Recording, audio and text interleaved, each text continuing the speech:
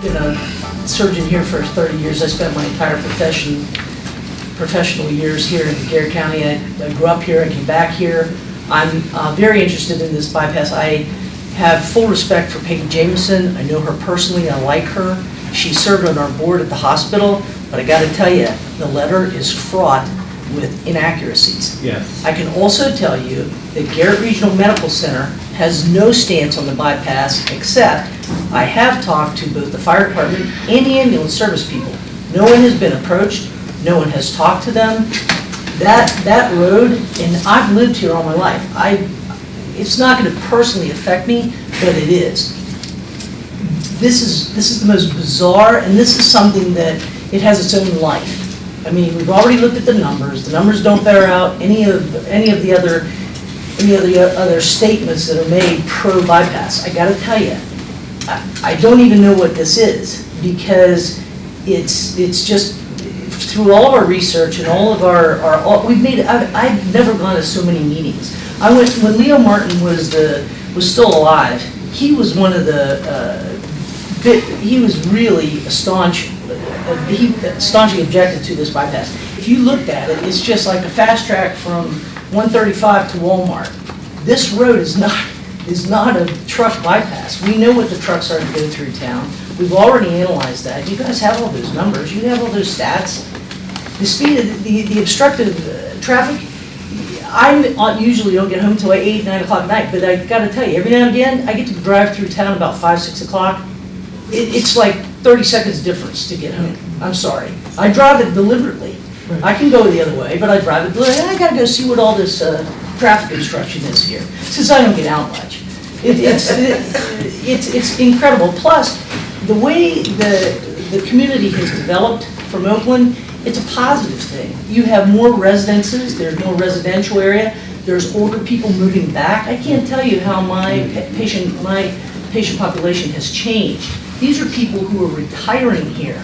These are people who are purchasing homes and properties in the Oakland area, okay? Whether it's Oakland, the actual inside Oakland proper, and paying taxes. This is where they're going. You know why they like it? They like it because there's no fast roads. Do you know why they like it?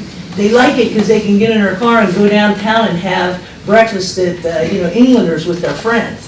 Do you know why they like it? Because there's no roundabouts. Do you know why they like it?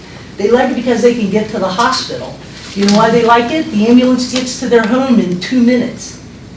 Do you know why they like it? Because they can go to southern states without being run over by a truck that just passed 2 bypasses or 2 roundabouts and is speeding down 135. If you would just help us to enforce speed limits, if you would utilize some of this money for radar speed feedback, it's horrible. My parents are in their 90s. The road in front of their house is a state road, 30 mile an hour, and people fly down there. Walk downtown. Every now and again, there's like a 45 mile an hour pickup truck. All you have to do is enforce that somehow, give some tickets. That's what I always say. The police department has my number. I say, hey, you guys, come on, help us out here. Yeah, okay, we'll check it. And I want to know where this highway safety money, who gets to designate where it gets spent? Who's in charge of that money?